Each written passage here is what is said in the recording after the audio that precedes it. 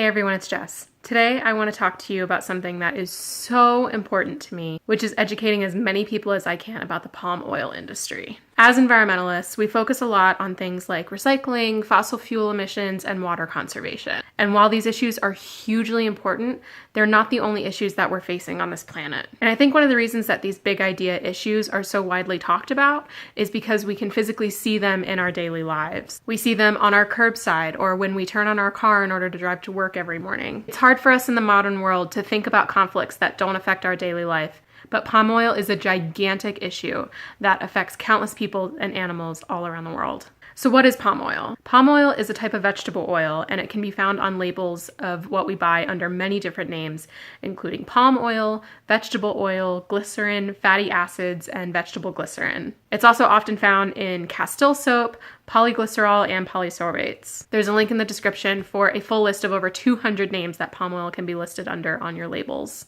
Palm oil comes from a specific type of African fruit called a palm fruit, which grows on the African oil palm tree. These trees grow really easily, but need a lot of space in order to produce as much palm oil that is sold. And because of this demand, there have been millions of acres of natural rainforest that has been destroyed in order to make room for palm oil plantations. The two biggest countries that export palm oil are Indonesia and Malaysia.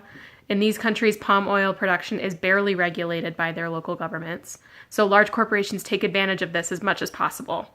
But it's also produced in Africa, Asia, and both North and South America. Like I said, this deforestation is massive. And according to the World Wildlife Fund, rainforest areas that are as big as 300 football fields combined are cleared every hour and replaced with palm oil plantations. Because of this massive deforestation, many animals are on their way to becoming completely extinct because of these practices, like the orangutan and the Sumatran tiger. If this deforestation continues at this scale, scientists predict that they will both be completely extinct in the next 5 to 10 years. And not only are thousands of animals slaughtered by this industry every year, but the burning of the deforested trees is now causing Indonesia to be the third highest emitter of greenhouse gases, which cause climate change in the world, behind only the United States and China. So this obviously means that we should lower our consumption of palm oil, but what exactly is it in? One of the reasons why I wanted to make this video is to show everyone just how many different things that we own has palm oil in it. It's in our food, it's in our cosmetics, our cleaning products and detergents,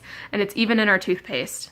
And the best way, in my opinion, to make environmental change is to speak with your wallet. If enough people stop purchasing these products, these large corporations will make less and less of it, and this industry is more likely to be held accountable for their horrific actions against living things, against all of us. We share this planet, and we should all try as hard as we can to not have to pay for the price of others taking advantage of our planet for ridiculous monetary gain.